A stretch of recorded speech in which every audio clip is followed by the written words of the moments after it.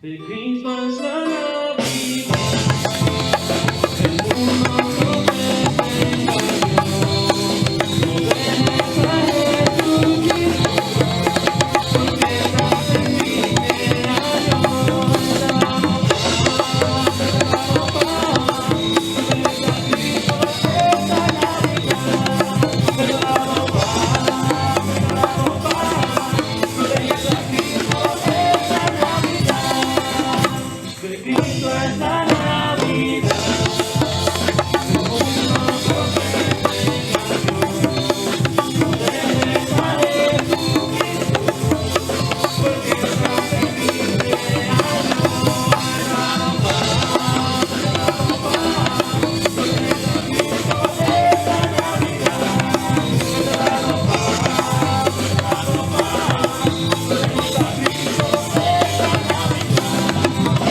Qué bueno llegó la Navidad, qué bueno llegó la Navidad, que nos pasa alegría, y nuestra Navidad, que llena de alegría, y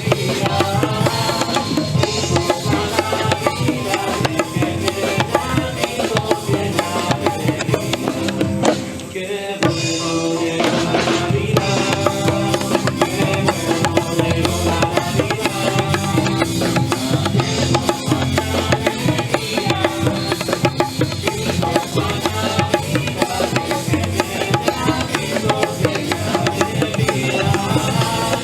que llena de alegría, qué bueno llegó la Navidad. Qué bonito es cantar al Señor en la Navidad.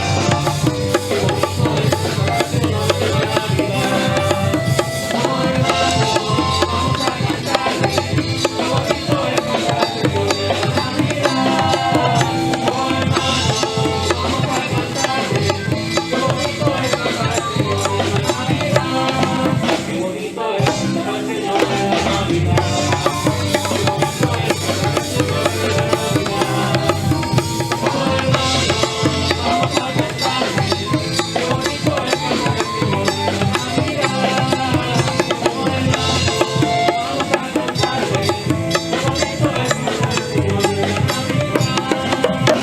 De Cristo es la Navidad,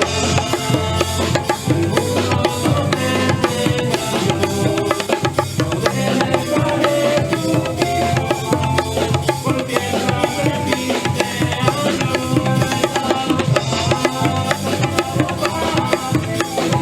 Cristo esta Navidad,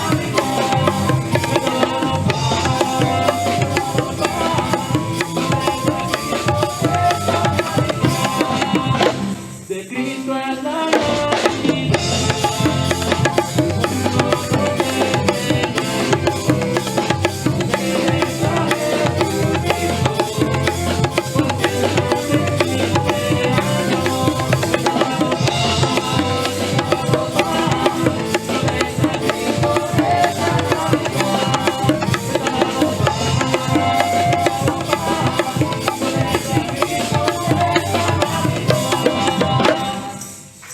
Habían unos pastores que pasaban la noche en el campo, turnándose para cuidar sus rebaños. Sucedió que un ángel del Señor se les apareció. La gloria del Señor los envolvió en su luz y se llenaron de temor. Pero el ángel les dijo: no tengan miedo. Miren que les traigo buenas noticias que serán motivo de mucha alegría para todo el pueblo. Hoy les ha nacido en la ciudad de David un Salvador, que es Cristo el Señor. Esto les servirá de señal. Encontrarán un niño envuelto en pañales y acostado en su pesebre.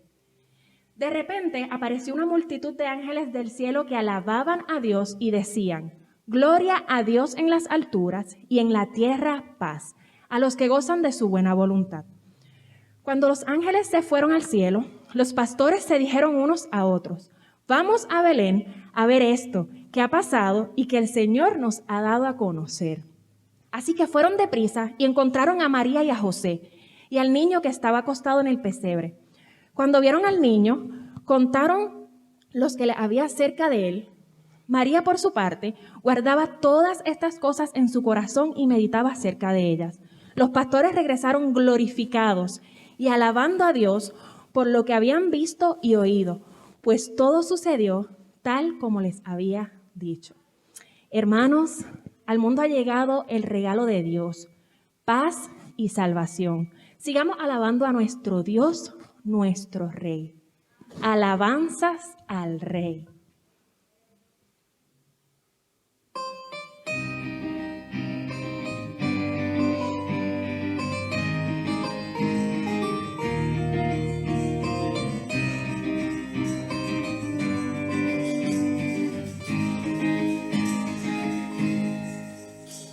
Hoy vengo a ofrecerme postrada ante ti, mi corazón puede estar ahí. El cielo se viste de gala, jamás se ha visto así. Hoy vengo a ofrecerme postrada ante ti, mi corazón puede estar ahí.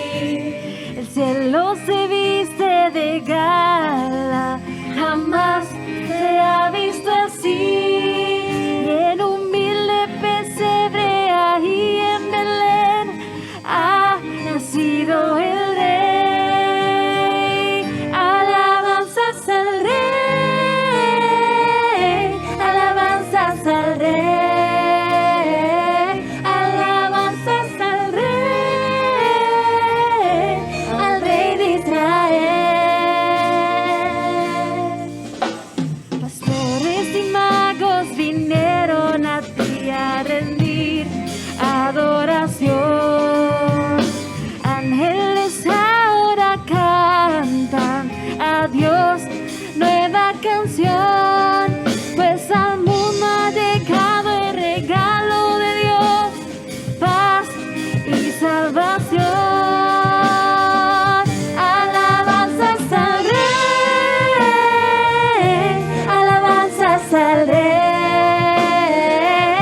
alabanzas al Rey,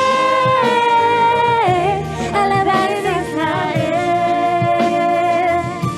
alabanzas al Rey,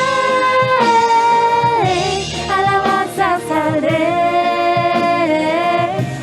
alabanzas al Rey de Israel, Emmanuel.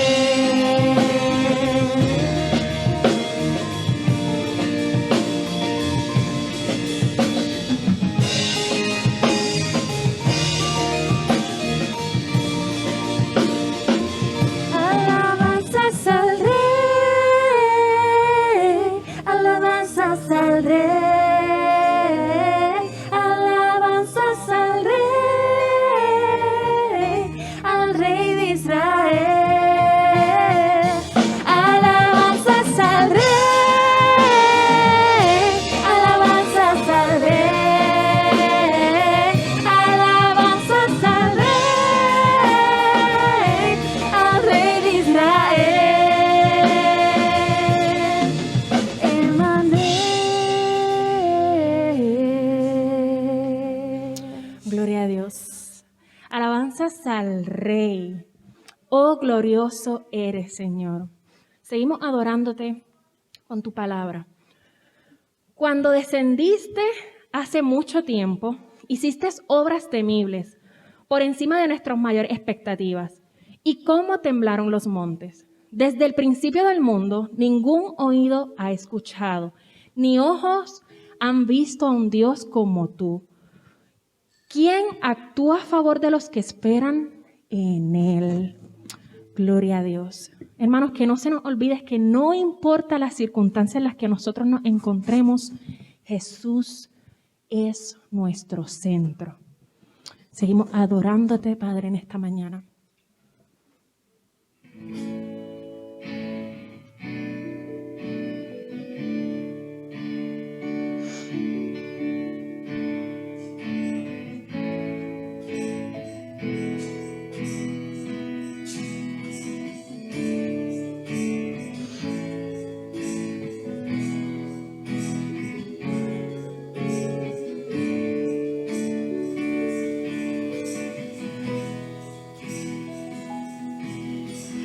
centro de todo eres Jesús. El centro de todo eres Jesús. Desde el principio hasta el fin, tú has sido y siempre serás Cristo. Cristo, el centro de todo eres Jesús. El centro de todo eres Jesús. Desde el principio hasta el fin, tú has sido y siempre serás Cristo. Oh Cristo, tú eres el centro. Nada importa más que tú.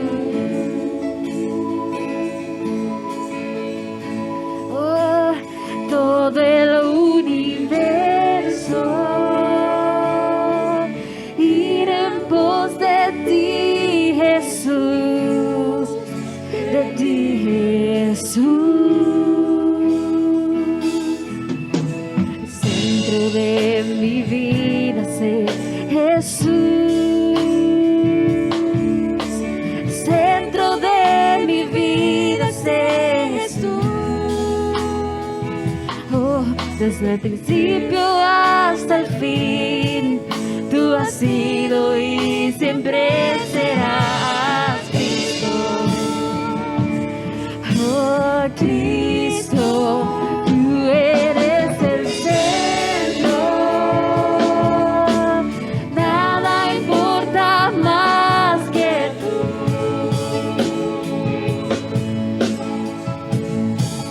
Oh, todo el universo irá ir en pos de ti, Jesús, de ti, Jesús. Tú eres el centro, Jesús. Nada importa más que tú. Nada más que tú. Todo el universo ir en pos de ti, Jesús, de ti, Jesús. De mi ser hasta el cielo, Cristo es el centro. Mi vida eres tú, sí, mi vida eres tú. De mi ser hasta el cielo, Cristo es el centro. Mi vida eres tú, sí, mi vida eres tú.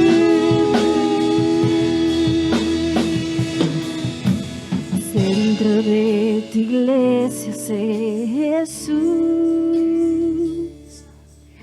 El centro de tu iglesia sé Jesús. Cada rodilla se doblará y toda lengua te confesará. Cristo, Cristo, Cristo, Cristo, Cristo, Cristo. De mi ser hasta el cielo, Cristo es el centro. Mi vida eres tú, sí, mi vida eres tú. De mi ser hasta el cielo, Cristo es el centro. Mi vida eres tú, sí, mi vida eres tú. Oh Señor, el centro de tu iglesia sé Jesús.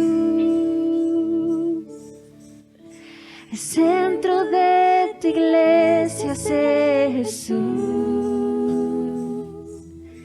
Cada rodilla se doblará y toda lengua te confesará. Cristo, Cristo, Cristo, mi Cristo.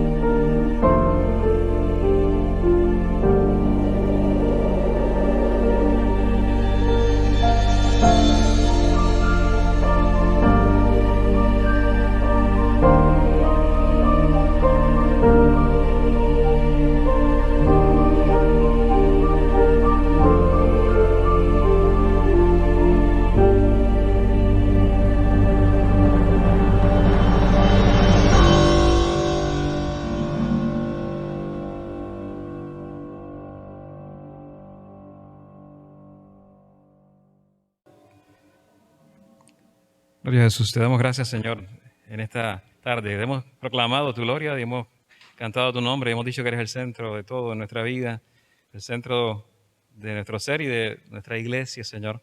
Te damos gracias en esta hora porque podemos proclamarte como el centro de todo, aún del universo. Y siendo creador del universo y de todo cuanto existe, así hace 2000 años también fue encarnado tu Hijo y vino al mundo. Y por eso le adoramos y le reconocemos como Rey en este lugar. Rey de nuestras vidas, Rey de nuestras familias, Rey de nuestra iglesia, Rey de todo lo que tiene que relacionarse con nuestras vidas, pero Rey del universo, porque tiene toda autoridad y toda soberanía sobre todo y en todos. Y te damos gracias en esta hora porque podemos llegar hasta este lugar para adorarte a ti, mi Dios, y proclamar tu amor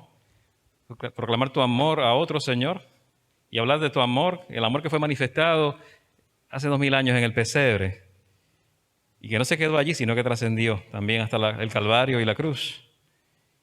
Pero tampoco termina allí, sino que llega a ser ese Cristo resucitado de gloria que nos da esperanza eterna. Y ese amor lo recibimos en esta hora, y lo recibimos con expectativa, como hemos dicho en todos estos días, anticipando lo demás que vas a hacer en nosotros, en nuestras vidas, en nuestras familias, en nuestra iglesia, en el nombre de Jesús, dándote gracias. Amén y amén. Si algo demostró el pesebre hace 2000 años fue el amor de Dios por cada uno de nosotros, precisamente el amor de Dios o el que tiene Dios por cada uno de nosotros. Es el mensaje céntrico del nacimiento de Jesús y del pesebre. Si queremos verlo en la palabra del Señor en 1 de Juan, capítulo 4, versículos 9 al 11. En esto se mostró el amor de Dios para con nosotros, nos dice Juan, en que Dios envió al mundo a su Hijo unigénito para que vivamos por Él. Y en esto consiste el amor, no en que nosotros hayamos amado a Dios, sino que Él nos amó a nosotros y envió a su Hijo como sacrificio para el perdón de nuestros pecados. Amados, si Dios nos ha amado así, nosotros también debemos amarnos unos a otros. Y aquí varias dimensiones del amor. Y creo que debemos mirar el amor de Dios en el pesebre, demostrado en el nacimiento de Jesús en el pesebre, porque se relaciona con todo en tu vida, con tu relación con Dios, con tu relación con los demás. Todas las civilizaciones han hablado en cierta manera de servir, obedecer a su Dios o a sus dioses, dependiendo de la civilización, cuando ha sido politeísta esta civilización. Pero solo Jesús habló de amar a Dios. Todos decían, hay que servir a un Dios. Todos han dicho, en todas las edades, hay que obedecer a los dioses. Esa es la idea primitiva. Pero Jesús trae un mensaje distinto y dice, tienes que amar a Dios. Y de amarlo con todo lo que somos, porque Dios nos ama con todo lo que Él es. Amarle con todo nuestro ser, porque Él nos ama con todo lo que Él es. Entonces, servir y obedecer a Dios se convierte en la respuesta al amor de Dios. En la respuesta a ese amor. Y el problema es que Dios nos pide todo y nosotros queremos darle quizás menos de nuestras vidas. Y la Navidad presenta una oportunidad única que nos ayuda a reflexionar sobre el significado que la palabra amor tiene a lo largo de la Escritura. Porque esto no se origina hace 2000 años, esto es un plan desde la eternidad. Y en el Antiguo Testamento ya se hablaba de amor. En hebreo hay una palabra, abajá, que significa amor fraternal mediante una acción. Amor fraternal mediante una acción. Y hay otra palabra en arameo también, que es buscar el bienestar de los demás sin importar cómo nos correspondan. Y precisamente el ágape en el Nuevo Testamento, en el griego, esa palabra que es amor también, es buscar el bienestar de los demás sin importar cómo nos correspondan. Se trata de ese amor que es el amor de Dios por nosotros. Y esa misma palabra se utiliza para diferentes tipos de afectos, pero lo más importante es que es acción a favor del otro. Es la elección que se hace para buscar el bienestar de otra persona, como Dios lo hizo en Cristo, sin esperar nada a cambio, y especialmente de personas que no pueden devolvernos nada, de personas que no pueden hacer nada por nosotros para devolver ese favor. Y ese es el ágape, el amor en el Nuevo Testamento, que Dios muestra en Cristo y quiere que lo vivamos también unos con otros y lo vivamos con los demás en esa misma relación de amor. Así que el amor de Dios es, y quiero señalar esta tarde puntualmente, que es el antídoto para el temor. La semana pasada hablábamos un poco de esto, del temor. Pero el apóstol Juan nos dice algo en su carta que quiero que consideremos en esta tarde. Nos dice el apóstol Juan, 1 de Juan 4, versículos 17 al 18, ese amor se manifiesta plenamente entre nosotros para que en el día del juicio comparezcamos con toda confianza. Porque en este mundo hemos vivido como vivió Jesús. En el amor no hay temor, sino que el amor perfecto echa fuera el temor. El que teme espera el castigo, así que no ha sido perfeccionado en el amor.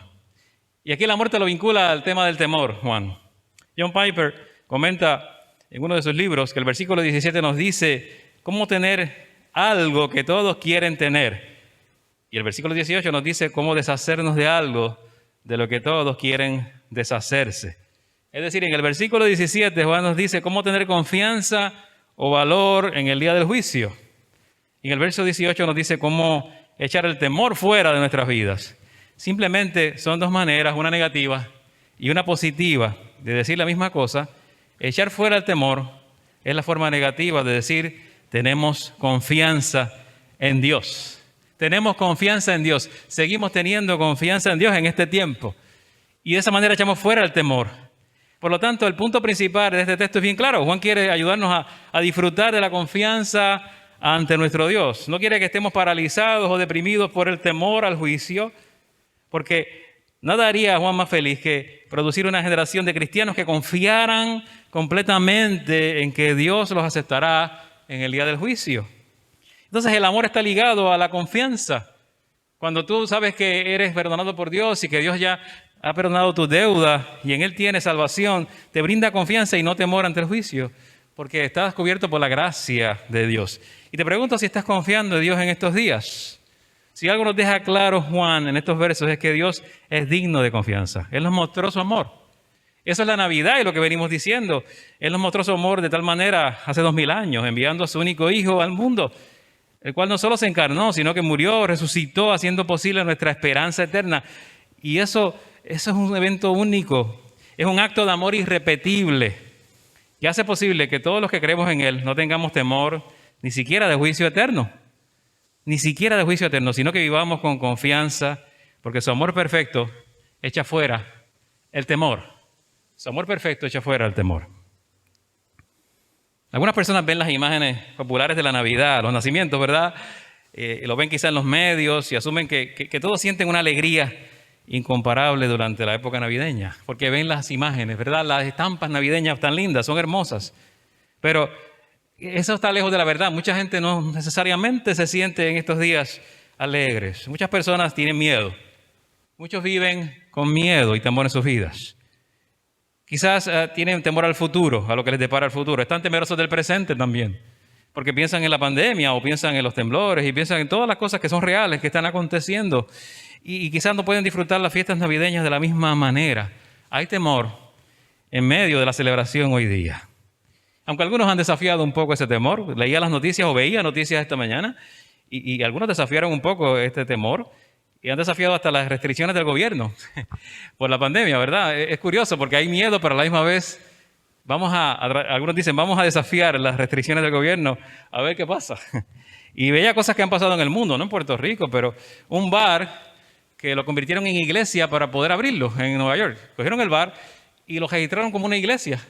Y no es una iglesia, pero habían 400 personas, dicen los 400 miembros, decía algo del Rabbit, como de un conejo, no sé, la iglesia del conejo, una cosa extraña, para poder abrir el nightclub. Y esa es la creatividad de la gente, pero para hacer lo contrario a lo que dice el Estado, o para arriesgarse quizás y desafiar esta pandemia. Claro que le cerraron el nightclub, porque no es una iglesia. Pero hubo otro problema, iglesias en California convertidas en nightclubs, a la inversa. Pastores que se atrevieron a hacer eso para poder abrir la iglesia. Yo no entiendo cómo se les ocurre eso, pero hasta eso se les ocurre a la gente. Hubo una persona que salió a la calle cuando decían no puede salir a la calle. A la gente salió a la calle con la excusa de pasear su mascota, y su mascota era un cangrejo. Y lo ves paseando el cangrejo por la calle, por la acera. Y la foto está. Porque el asunto es desafiar. El asunto, no sé, es desafiar la autoridad. Otro paseando un perro de peluche. Tengo que salir a pasear mi perro de peluche para que se distraiga. Todas estas cosas han pausado. Un bar convertido en una zona autónoma de Nueva York por su propia cuenta para que la abran y no cumplir con la ley ejecutiva. Y hasta viajes en Asia que no van a ningún lado. Que te montas en un avión, te das una vuelta y regresas al mismo punto de donde saliste solo para salir. Todas estas cosas han ocurrido insólitas en esta pandemia. Porque la gente le teme también al encierro. Y el encierro es verdad que agota. El encierro cansa. Las restricciones cansan. Las contingencias cansan, el estar confinados. Pero los psicólogos han identificado muchos temores. Hay 645 diferentes tipos de temores que la gente puede experimentar, porque el temor es un problema universal. Y quizás nos quita la felicidad en la época de Navidad. Es como algo trending hoy día en las redes sociales. La palabra temor, si usted la busca, la va a encontrar en todas las redes sociales. Si usted busca en internet, miedo, temor va a estar. Es trending, es tendencia del momento, ¿verdad? Sobre todo cuando tembló un poco la tierra en estos días. Pero hemos tenido tensiones debido a tensiones políticas, tensiones económicas, en algunos lugares tensiones raciales, en otras localidades. Y a nivel global yo creo que hay más protestas que nunca, hay manifestaciones porque hay un temor generalizado y este COVID nos ha traído esta experiencia, este reto. Pero aquí están las buenas noticias, porque no tienes por qué tener miedo si tienes a Dios de tu lado. Por eso la frase no temas también es trending. La frase no temas es trending en la Biblia, es tendencia en la Biblia. Lo vas a ver vez tras vez en la Escritura y lo vas a ver en el nacimiento de Jesús, en la narración del nacimiento en los Evangelios. Lo vimos la semana pasada, hablamos de los pastores en la Navidad, aquella primera Navidad. Ellos son prueba de esto porque la Biblia dice que estaban pendientes de proteger a sus ovejas de los depredadores. Cuando los ángeles se aparecieron, esos ángeles aparecen con un deslumbrante destello de luces en el cielo y estaban ellos muertos de miedo. Y entonces Dios les envía a través de los ángeles ese mensaje: no tengan miedo, no tengan temor, no tienen por qué temer. Es algo que lo vemos continuamente en la Escritura. Vemos cómo les dice: no tengan temor, miren que les traigo buenas noticias que serán motivos de mucha alegría para todo el pueblo. Hoy les ha nacido en la ciudad de David un Salvador, que es Cristo el Señor. Y Dios te dice lo mismo hoy día: no tienes por qué estar ansioso continuamente o en temor. Una y otra vez la Biblia nos recuerda esto, nos dice: no tengas miedo. Y Dios puede convertir, como los pastores, el temor en celebración. Ellos salieron corriendo a dar la noticia de lo que habían visto, lo que había acontecido, el nacimiento de Jesús. Su temor se convierte en celebración. Y entonces tu temor en estos días se puede convertir en celebración también. Y Dios quiere que sea así. Es la llegada de un Salvador, es la epifanía, esa palabra antigua, ¿verdad?, del griego, es una manifestación, es un acontecimiento grande, una manifestación. Eso es el nacimiento de Jesús, la manifestación de Dios encarnado delante de los ojos de muchos. Y es que el cristianismo se refiere a ese evento en que Jesús toma presencia humana en la tierra y Jesús se da a conocer. Se da a conocer, eso es epifanía, Dios dándose a conocer. Eso es el nacimiento de Cristo. Y nosotros estamos muy dados a decir los cristianos, sin Cristo no hay Navidad. Esa es una de nuestras consignas, ¿verdad? Que sin Cristo no hay Navidad, y es cierta. Pero hay algo que va un poquito más allá, y es que sin Cristo no hay ni siquiera cristianismo. Sin Cristo no habría cristianismo. Y usted dirá, eso suena muy lógico, eso se da por sentado, obvio, como dicen los jóvenes. No, es que en otras religiones no es así. Paul Tillich, un teólogo destacado, hace muchos años, ya falleció, asistencialista. Él era asistencialista, viajó a Asia para participar en unas conferencias con algunos pensadores eruditos budistas. Y Tillich estaba investigando la relevancia de los líderes religiosos para los movimientos que habían generado. Y él preguntó a estos conocedores del budismo, a estos eruditos, ¿qué sucedería si por casualidad Buda nunca hubiese existido? Y es más, que fuera un invento. ¿Qué significa esto qué significaría para el budismo esa posibilidad? Y los eruditos le contestaron y afirmaron, si Buda solo es un mito, en realidad no importa. No importa. ¿Por qué? ¿Por qué contestaron así? El motivo es que en el budismo tú puedes considerarlo como una filosofía abstracta, un sistema de vida simplemente. Y es irrelevante que los conceptos hayan surgido de Buda o de otro o de alguien más, y eso es todo. Pero el cristianismo no. El cristianismo no es así. Porque el Padre no podía enviar a nadie más, a otra persona que no fuera Jesús a morir por nosotros. Nadie más podía venir a la tierra a ser sacrificado por nosotros en nuestro lugar en la cruz. Definitivamente es distinto. Cristo no dijo que era un profeta, simplemente más en una sucesión continua de profetas como otras religiones. Él es el único Hijo de Dios. Es parte de la deidad, que es lo que el cristianismo llama la Trinidad. En la fe cristiana creemos eso. Creemos que Jesús es la experiencia consumada de Dios en su Hijo y el Redentor del mundo. Y no somos cristianos si negamos esas premisas. No podemos ser cristianos si negamos esas premisas. En una ocasión, en un culto de Nochebuena que se realizó en una iglesia, narra Rabbi Zacarías, estaba en este culto de Nochebuena, había una obra, y en la obra era un monólogo. Y había un monólogo allí de José, que sostenía a Jesús en sus brazos, y le hablaba momentos después de nacer. Y el que estaba interpretando a José miró el rostro del bebé, y con las observaciones típicas que hace un padre primerizo, ¿verdad? Un padre nuevo que se maravilla, habló del parecido de Jesús con su madre. Y de pronto se detuvo. Y luego susurró con mucha seriedad, me pregunto, ¿cómo luce tu padre? Una pregunta válida, quizá la pregunta de muchos en aquel auditorio y nuestra hoy día, porque Jesús vino a manifestar al Padre. Eso es manifestación. En el transcurso de la historia, los artistas, los escritores, los músicos, los eruditos, todo el que ha leído la vida de Jesús se ha preguntado cómo lucía Él, cómo lucía Jesús. Y ve representaciones de Jesús. Pero es curioso que quienes lo vieron y llevaron esta búsqueda un poco más allá, los que caminaron con Jesús, lo que le preguntaron o lo que le dijeron fue, muéstranos al Padre. Muéstranos al Padre. Queremos ver al Padre. Y la respuesta de Jesús fue, tanto tiempo hace que estoy con vosotros y no me has conocido, Felipe, en este caso, Felipe. El que me ha visto a mí ha visto al Padre. Manifestación. ¿Cómo pues dices tú, muéstranos al Padre? ¿No crees que yo soy el Padre y el Padre en mí? Las palabras que yo hablo no las hablo por mi propia cuenta, sino que el Padre que mora en mí, Él hace las obras. Entonces la Biblia es precisamente la realidad que vemos, es que la Biblia revela quizá muy poco o nada de la apariencia física de Jesús. Y nos advierte de no querer hacerlo. No necesariamente vamos a obsesionarnos con saber cómo se veía Jesús, sino que lo importante que presenta la Biblia es que Jesús muestra la gloria de Dios. Jesús representa la gloria de Dios. Reveló a Dios, nos reveló a Dios en su carácter y en su amor. Por ti, por mí, en el amor de Dios por nosotros. Y la Navidad nos muestra el amor de Dios también. Porque en cierta forma manifiesta o nos muestra el único remedio al dolor humano. No solo es algo que elimina el temor, también puede ayudarnos a entender el dolor humano. Y es el único remedio al dolor. ¿Cómo lo vemos en la palabra de Dios o dónde lo vemos?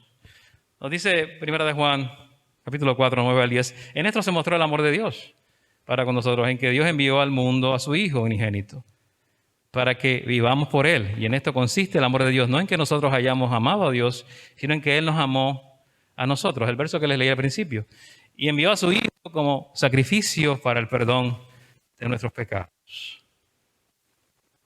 Una de las preguntas válidas que nos puede surgir en estos días tiene que ver con la realidad del dolor. ¿Por qué sufrimos a causa de las enfermedades o de esta enfermedad? ¿Por qué muchos sufren a causa de esta pandemia? ¿Por qué está ocurriendo? Y por otras causas. El dolor y el sufrimiento son una experiencia común universal. Y más ahora se nota más, porque el mismo mal está en todo el globo. Y nos damos cuenta que el dolor es experiencia universal, que el sufrimiento es experiencia universal. Y algunos podrían hasta llegar a dudar del favor de Dios o del amor de Dios a causa del sufrimiento y el dolor. Y eso no quiere decir que el dolor no tenga propósito en nuestras vidas. El amor que Dios nos ha mostrado en Cristo nos permite lidiar con el sufrimiento y el dolor. Y quiero decirte algo, solo el teísmo cristiano, nuestra fe, es el que proclama que el amor preexiste en la Trinidad. Es decir, que existe desde antes que nosotros existamos simplemente. El amor viene de Dios y existe y preexiste en la Trinidad, en Dios. Y eso significa que el amor precede a la vida humana y se establece como nuestro valor absoluto. Ahora, ese es el valor absoluto que podemos tener, porque sabemos que Dios nos ama desde la eternidad y por la eternidad. Y este absoluto solo se encuentra en Dios. Y al conocer y amar al Señor podemos lidiar con el sufrimiento. Él siempre me ha amado, siempre me amará, siempre te ha amado, siempre te amará. Y sabemos que quizás este sufrimiento que vemos pasajero, temporal en nuestras vidas, está conectado con el mal. Pero ¿sabes algo? El mal es algo que será erradicado para siempre por aquel que es infinitamente bueno y amoroso, que es Dios. Eso va a ser erradicado en algún momento. Entonces vemos a Dios como Él es. Y decimos, no, pero es que no quiero, el sufrimiento no me gusta y el dolor, claro, a nadie le gusta. Nadie lo quiere en su vida. Hay una enfermedad que se conoce como SIPA en sus siglas en inglés, CIPA, SIPA. Es insensibilidad congénita al dolor con aidrosis. Esa es la palabra, ese es el nombre de esta enfermedad en español. Insensibilidad congénita al dolor con aidrosis. Y esta es la persona que tiene un cuerpo que luce bien, funciona bien, de forma normal, excepto por un detallito. Un detalle, no puede sentir dolor físico. Una persona que no siente dolor físico. Y eso parece ser una bendición a primera instancia, pero es un problema grande porque la persona que padece esta enfermedad corre mucho peligro. Corre peligro de lastimarse continuamente sin saberlo. Si la persona pisara un clavo oxidado, ni se da cuenta y puede infectar su torrente sanguíneo. Y no podría darse cuenta o fijarse por las sensaciones. Y si dejara su mano sobre una estufa caliente, no sabría que se está quemando. Ese es el riesgo. Hay una joven que tiene esa enfermedad y en una ocasión entrevistaron a su familia en un documental. Y cuando entrevistaron a la mamá, la frase más significativa fue la siguiente y más sorprendente. La mamá dijo, cada noche oro a Dios para que le dé a mi hija el sentido del dolor. Cada noche oro a Dios para que le dé a mi hija el sentido del dolor, porque la protegería. Y si no entendiéramos el contexto de donde lo dijo, cuando ella mencionó esto, no entenderíamos. Pero te pregunto, ¿sería tan difícil aceptar la posibilidad de que un Dios infinito utilice el dolor para revelarnos un padecimiento aún peor, que es el pecado? Uno peor, que es más dañino. Y aunque nos parezca difícil de entender o no queramos reconocerlo, el sufrimiento puede ser el modo de reconocer nuestra finitud, nuestra necesidad de Dios y la gracia de un Dios tan deseoso de salvarnos que accedió a sufrir Él también, yendo a la cruz. Él mismo, encarnarse y accedió a ir a la cruz y pasar por ese gran dolor.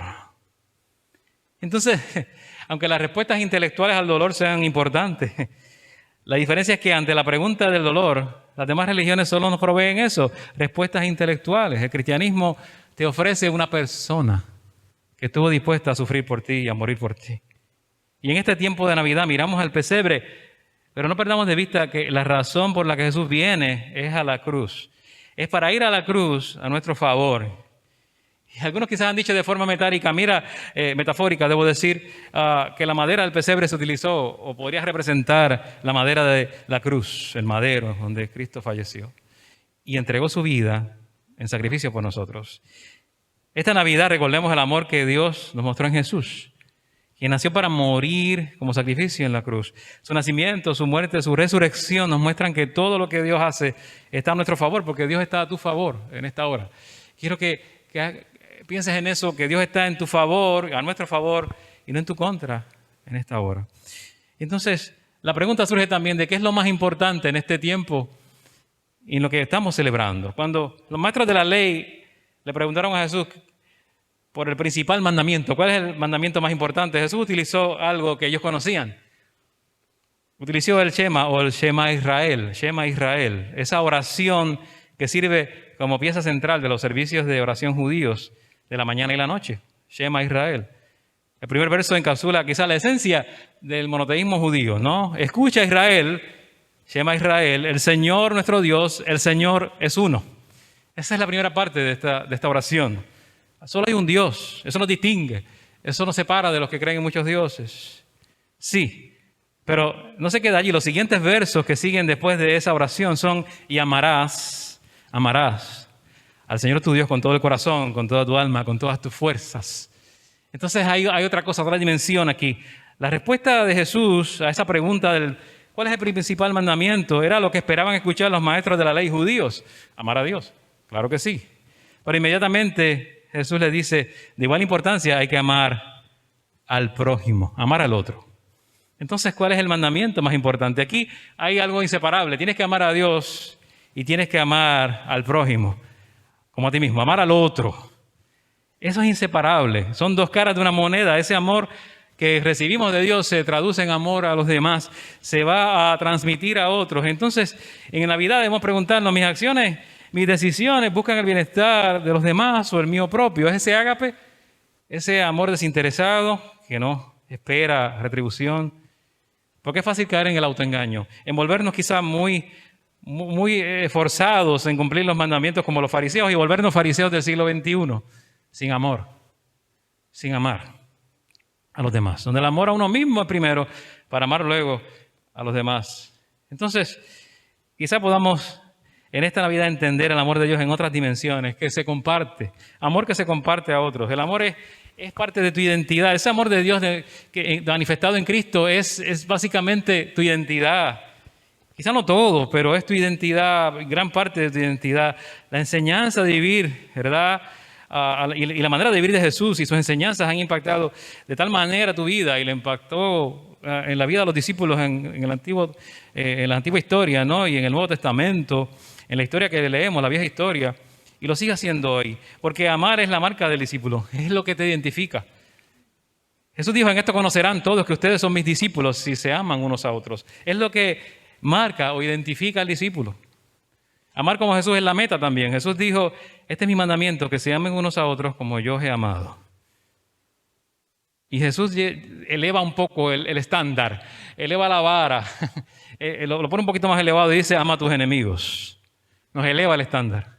Si vas a ser como yo o aspiras a parecerte a mí, dice Jesús, tienes que amar a tus enemigos. Jesús no nos pide hacer algo que Él nunca haya hecho antes. Sus palabras siempre fueron esas, fueron de amor. Las palabras de perdónalos porque no saben lo que hacen en la cruz. Fue lo que Jesús hizo, fue el modelaje que nos dejó. Ese amor. Se acerca a nosotros Jesús y lo celebramos en Navidad, pero mientras se acerca nos enseña a amar. Se acercó a los necesitados y a los enfermos, los mendigos, los que sufrían injusticias. Y entonces Dios nos llama a ser como Él. Y en este año puede ser diferente un poco. Amar a otro puede ser equivalente a solidaridad. Solidaridad y el simple hecho de, mira, ponte la mascarilla, porque es una manera de amar a los demás. Regalar salud, cuidarte para regalar salud.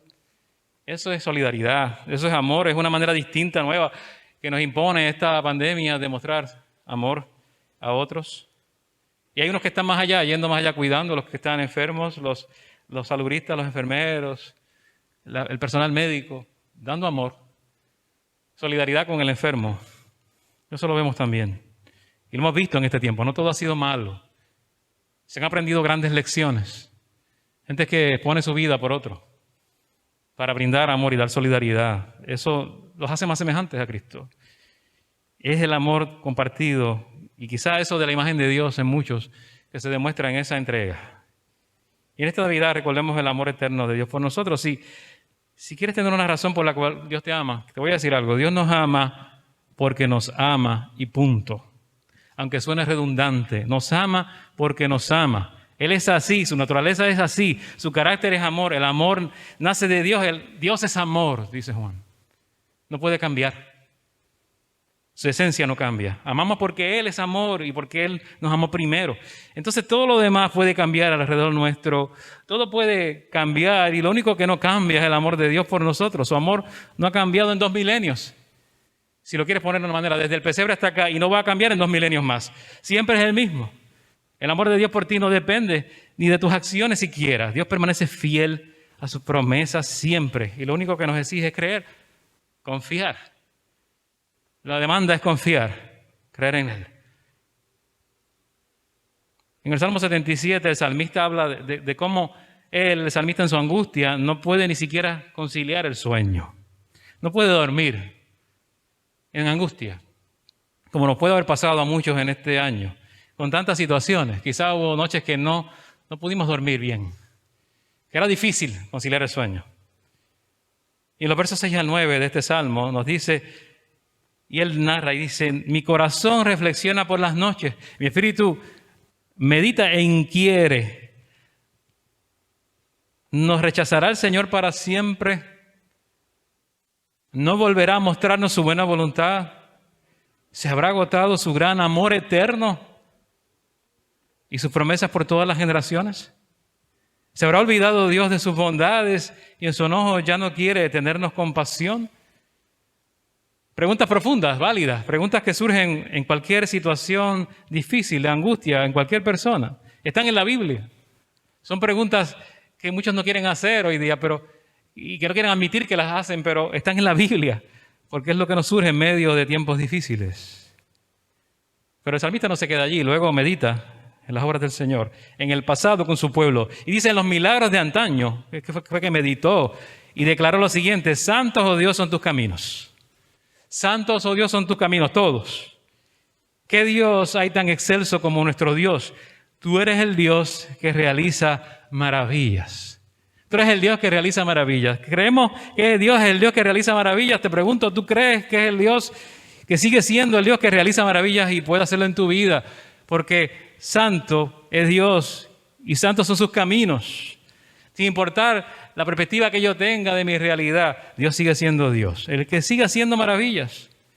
Y el milagro de antaño que puedes tú usar como referente, el milagro de antaño fue el nacimiento de Jesús. No hay milagro más grande que el nacimiento del Salvador, Dios encarnado. Allí Él le mostró su amor irrevocable por ti. Y cuando sientas angustia, vuelve al pesebre. Porque en ese lugar ya Dios lo mostró. Te mostró que te ama. No tiene que hacer más demostraciones. Y recuerda que aquel niño de Belén creció y fue a morir a la cruz por ti, por amor. Y recuerda que resucitó. Y entonces podrás decir, tú eres el Dios que realiza maravillas. No hay un Dios tan grande, tan excelso. Santos son tus caminos. Tu voluntad siempre es buena y perfecta. El amor de Jesús en el pesebre ya se te demostró.